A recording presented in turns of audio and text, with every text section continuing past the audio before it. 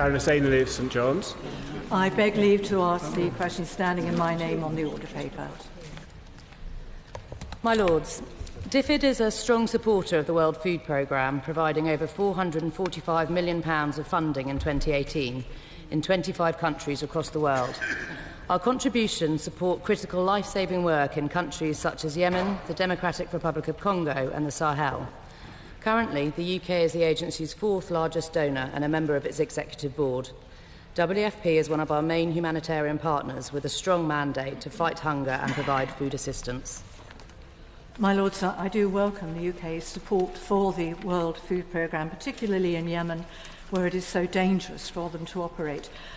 Can my noble friend please give the UK's assessment of the impact of the decision by the World Food Programme just last week to suspend partially their delivery of aid in Yemen because of the misappropriation of it by Houthi rebels, and how can we help to resolve that situation? My noble friend is quite right to highlight the complexities of delivering aid in Yemen. We are extremely concerned that the WFP has been forced to consider suspending the delivery of life-saving food assistance, and that's in part due to excessive Houthi restrictions and interference in aid delivery. The Houthis must stop this interference and agree to the WFP's conditions. The WFP have carefully selected where they'll be initially suspending their support, and the UN is reviewing the impact of the suspension of general food distribution and how different agencies can ensure that those in need of life-saving assistance can receive it. Lords, David Beasley, the Executive Director of the WFP, did say to the Security Council in June that he'd been warning authorities since November 2017 about the problems in Yemen, about the resistance, but also the threat to humanitarian workers.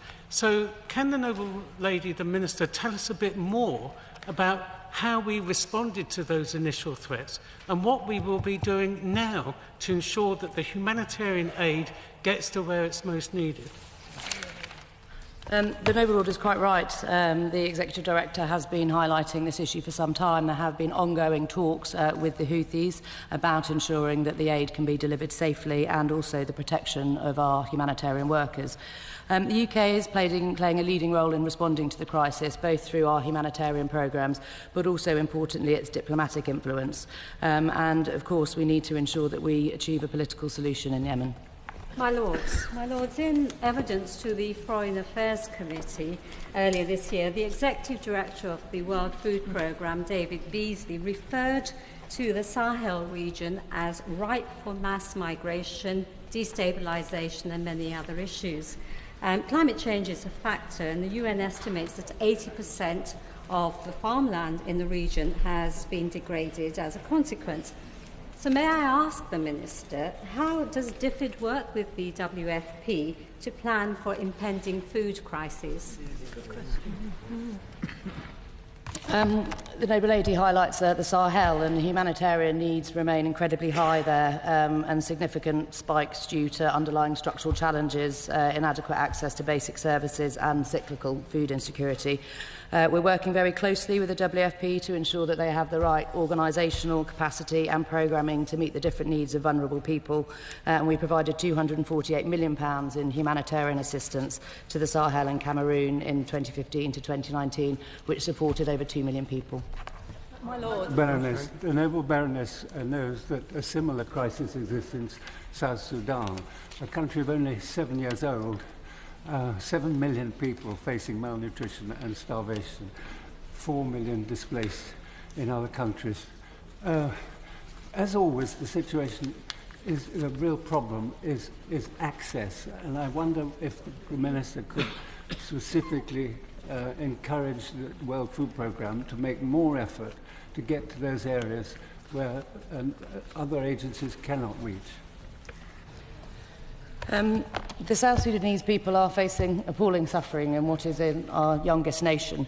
We are working very closely with the WFP to ensure that they are able to improve access. They've actually made some good progress in the effectiveness of their aid, adapting to the changing and challenging environment. We funded last year biometric registration, which has led to a reduction in operational costs, and we're also looking at how we can better deliver food using the waterways rather than air transport in order to reach the people who need it. My Lords, tragically, the Democratic Republic of Congo is suffering from an Ebola outbreak, as well as severe food insecurity. Could my noble friend the Minister please tell the House exactly how DFID is working with the World Food Programme to reach the Democratic Republic and ease the situation there? My noble friend is quite right to point out the very difficult situation we have in the DRC. It's a complex challenge with much conflict, densely populated areas and difficulty in gaining community trust. We are a major donor to the Ebola response and leading donor for the regional preparedness. On food insecurity in particular, which is worsening, WFP is really the only actor with capacity to respond to the scale that's needed. We have provided over £35 million to the WFP since December 2017, and that's expected to assist approximately 800,000 people. And WFP really are a strong partner with us in our work at the DRC. They're able to deliver at scale, deliver good value for money, and really getting food to the people who so desperately need it. The key arterial road for the biggest area of population density in Yemen is the Hodeidah to Sana'a road. Would it be useful if the government could produce a note on specifically how food distribution interacts with the ceasefire talks? And is this not a special feature that could be identified to find a solution to the wider problem if there was an agreement on how the food could be got along that road? The noble lord is right to point out the importance of both Hodeidah and indeed Salif ports in order to allow the sort of onward supply of aid. The impact of violence around Hodeidah on the commercial and humanitarian access is one of the main reasons, really, that the UN is warning of the growing risk of further food insecurity in Yemen. There really can be no return to military operations in Hodeidah. Any renewed military push would be catastrophic for Yemen and potentially pushing millions towards famine. But I'm very happy to write to the noble lord with further information on how aid is distributed.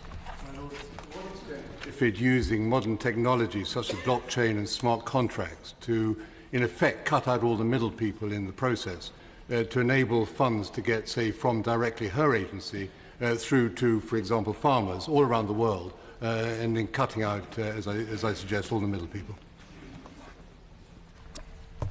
We are investing very much in innovation to ensure that our programmes and WFP programmes are effective as possible. The noble lord mentioned agriculture, and that's an area which we are working in. There's the Farm to Market Alliance, which is an initiative which allows smallholders to use digital apps in order to produce and sell their crops, and that's something which we're working with the WFP to develop. Blunkett. I beg to move the question standing on the order paper in my name and draw attention to the registered interest. The independent panel, chaired by Philip Augur, has published its report to Government as part of the review of post-18 education and funding. This forms an important step in the overall government review, but it does not constitute government policy.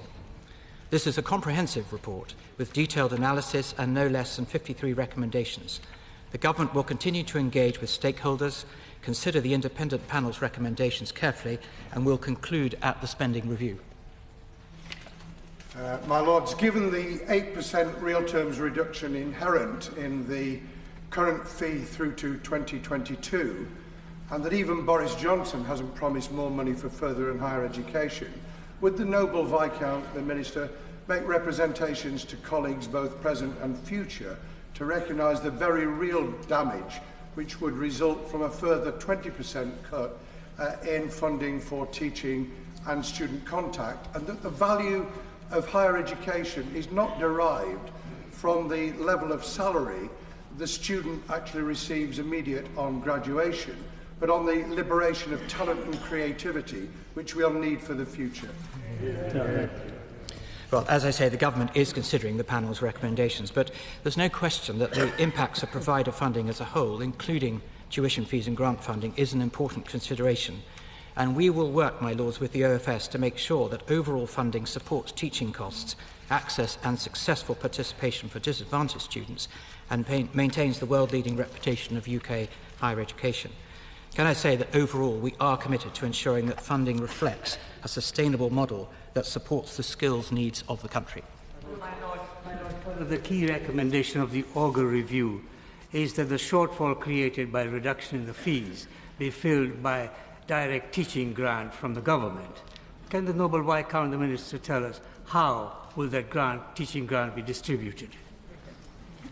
Well, that is certainly something that will be discussed and is being discussed with the government and various stakeholders, but particularly with the OFS. And I think it's worth pointing out, my lords, that teaching and research represents 49.2% of total higher education institute spending, which totals 31.3 billion.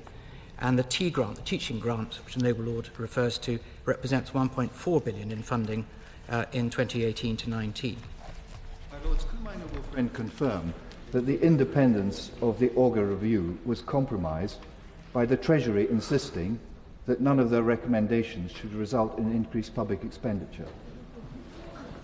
I certainly can't confirm that. It's the first time that I've heard of it. So certainly after this particular question, I will follow up with the Noble Lord and find out where he got this information. My Lords, what assurances can the Minister give that universities will still be able to fund the expensive programmes, science, technology, engineering, medicine and so on, as well as the minority programmes, such as less than mainstream languages, which are still vitally important, if the funding from tuition fees is drastically reduced?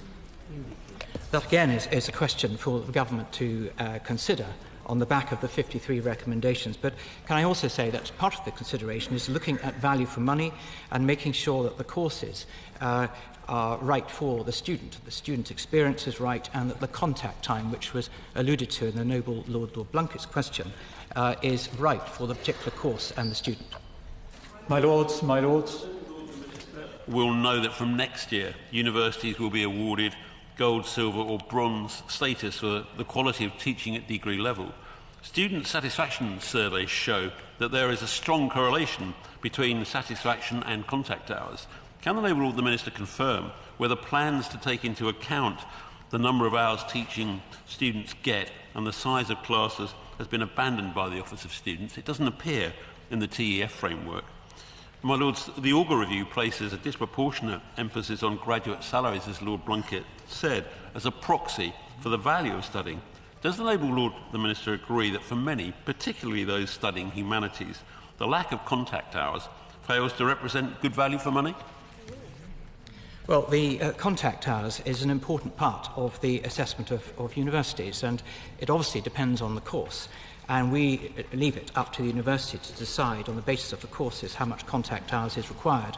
Obviously, for medicine, it's much greater. But can I also say that Dame Shirley Pearce is currently leading a statutory independent review of the TEF, which is considering all aspects of its operation. She has conducted a call for views and is due to submit her report and recommendations to the Secretary of State this summer.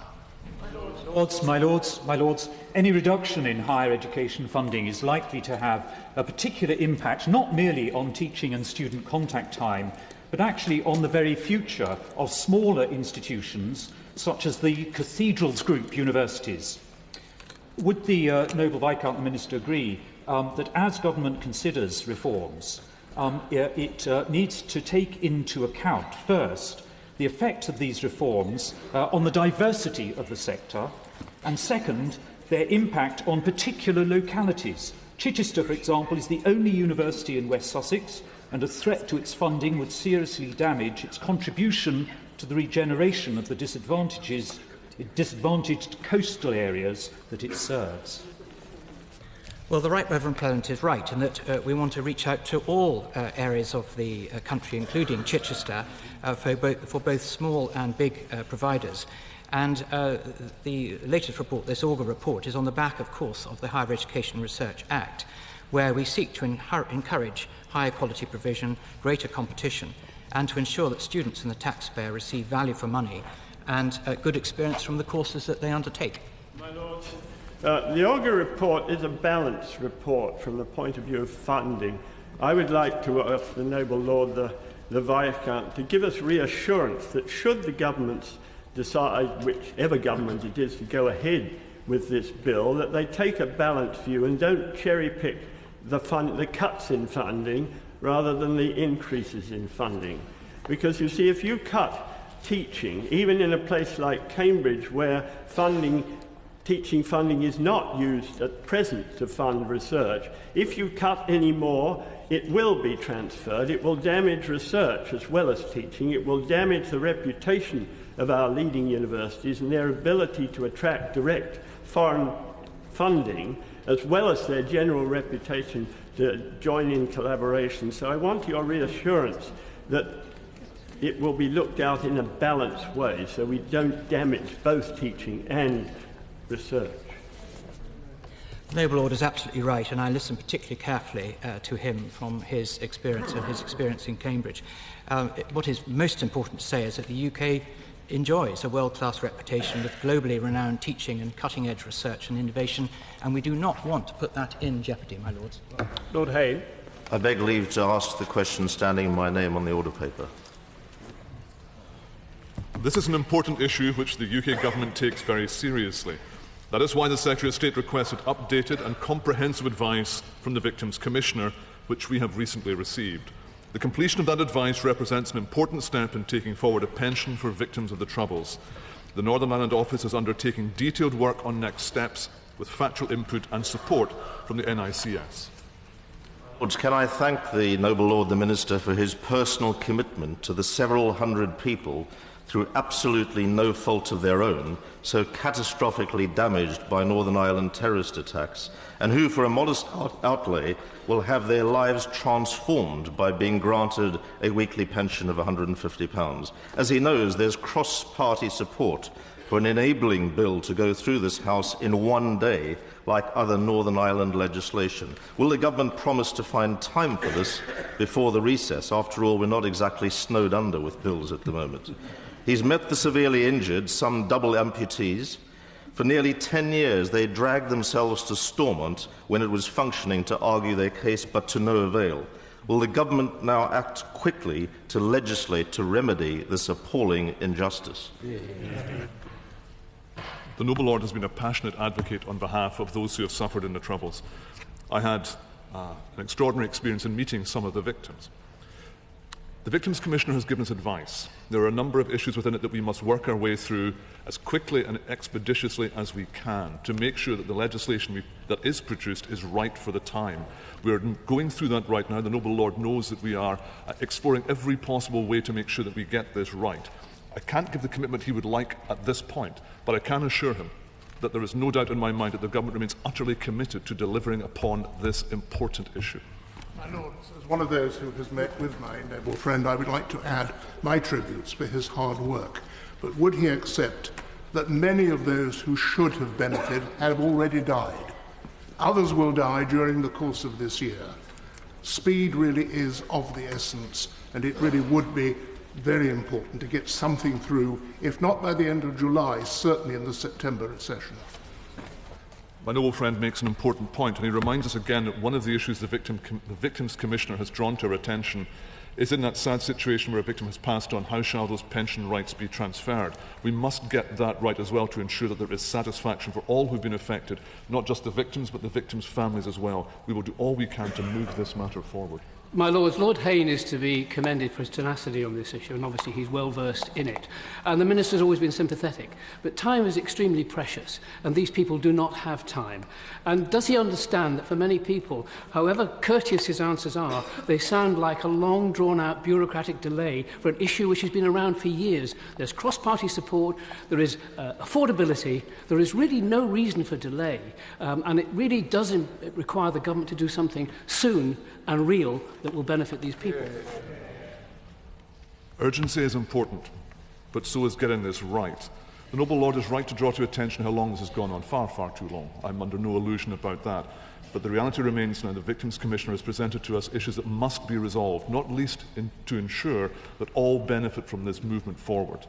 We can make progress on this, and we will do so as quickly as we can. But please don't believe that that is in some way an attempt to kick this into long grass or anything like it. We need to make progress. We need to make progress now. My Lords, I'm sure the Noble Lord the Minister is aware of the long-standing campaign for justice and compensation by victims of Libyan-sponsored IRA terrorism in Northern Ireland and across the United Kingdom.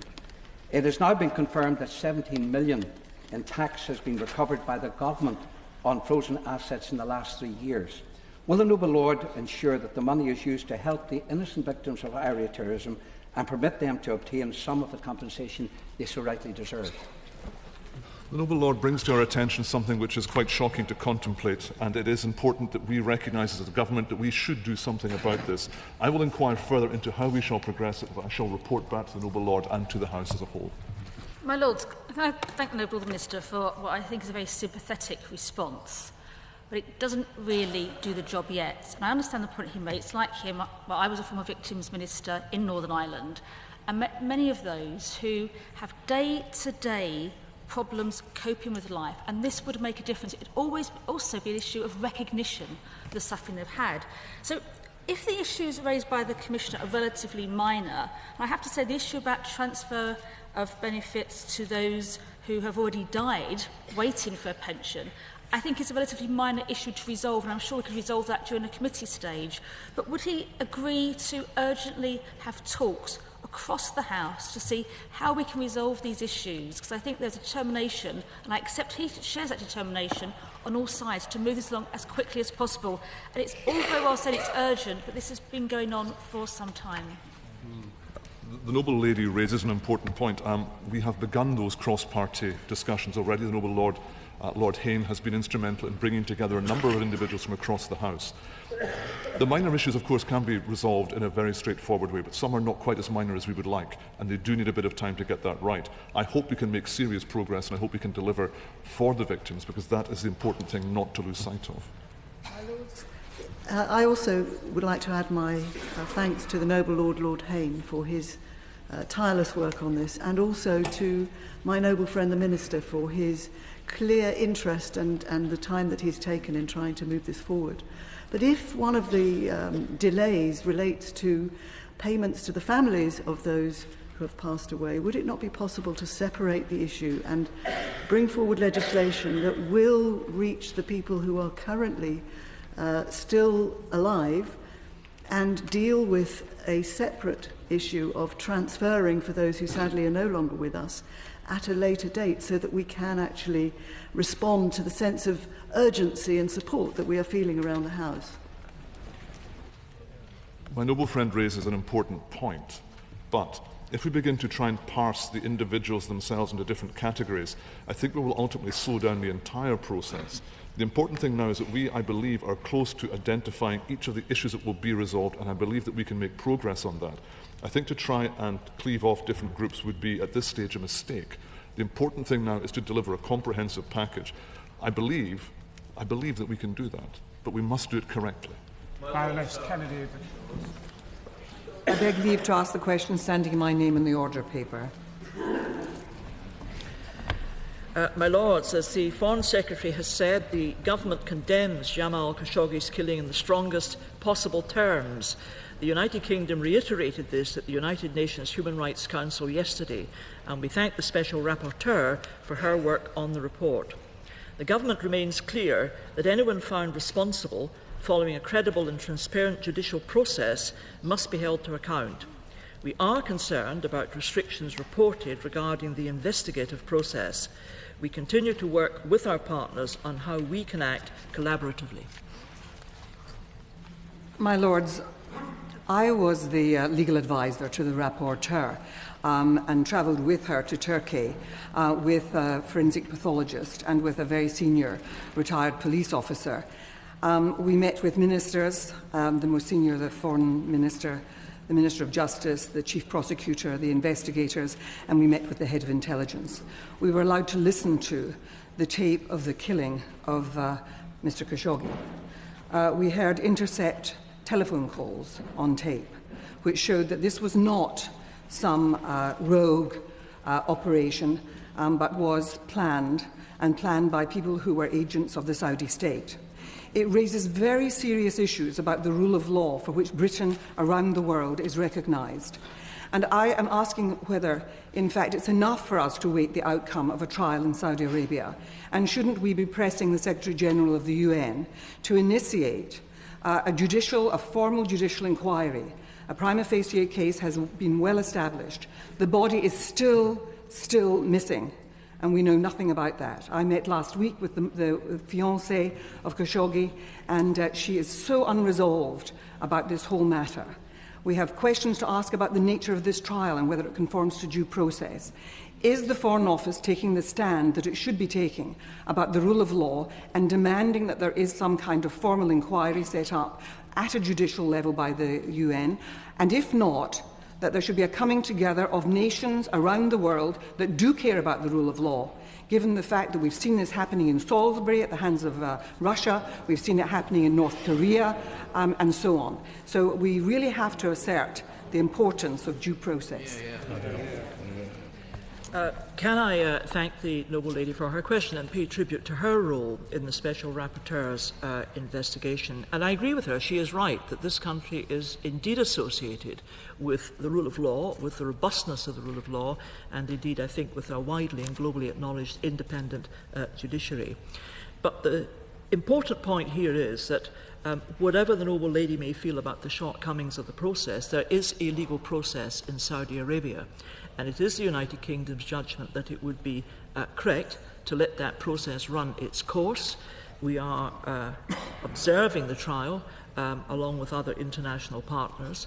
I think it's important to let that process conclude. As I said earlier, we continue to work with our partners, our global partners, not least with our friends, United Nations, and we will consider on how we can act collaboratively. The report does raise a range of serious issues. The noble lady is quite correct, but there is a process here which I think has to be respected and allowed to run its course. My Lord, the noble Baroness Kennedy has clearly done a very good job in this investigation with her two colleagues, as obviously we would expect.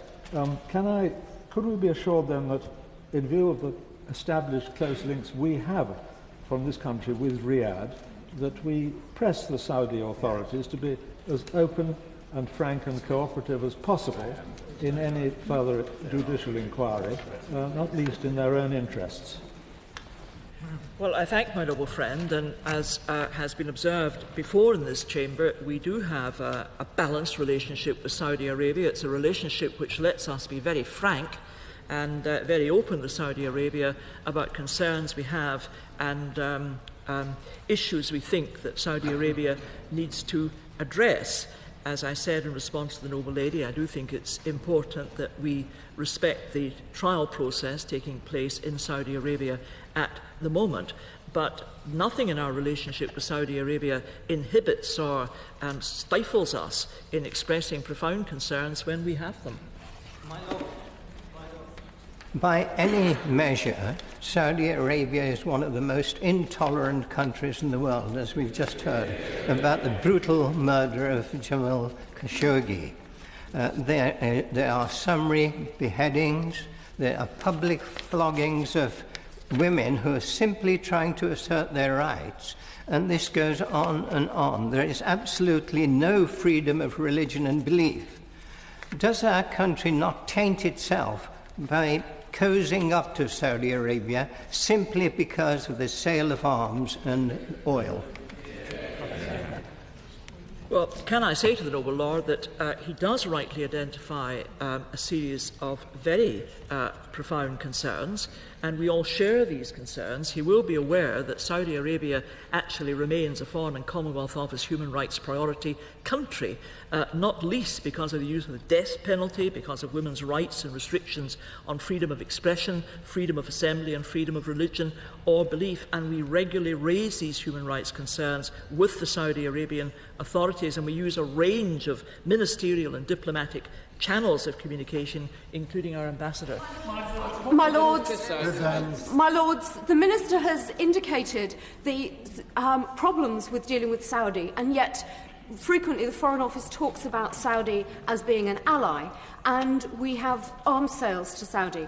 The Special Rapporteur suggested that all Member States should consider to impose an immediate moratorium on the export, sale, transfer, use or servicing of privately developed surveillance tools to Saudi and other states until a human rights compliant safeguards regime is in place. Can the noble lady, the Minister, reassure us that the United Kingdom isn't selling any such surveillance tools to Saudi? And if she can't answer, can she write to me?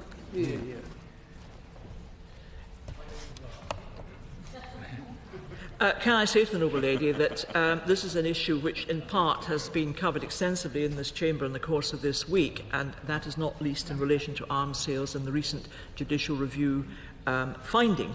As she'll be aware, the government is disappointed by the court's conclusion, and we are appealing that decision. What I can say to her is that in the meantime we're not granting any further licences for Saudi Arabia and coalition partners.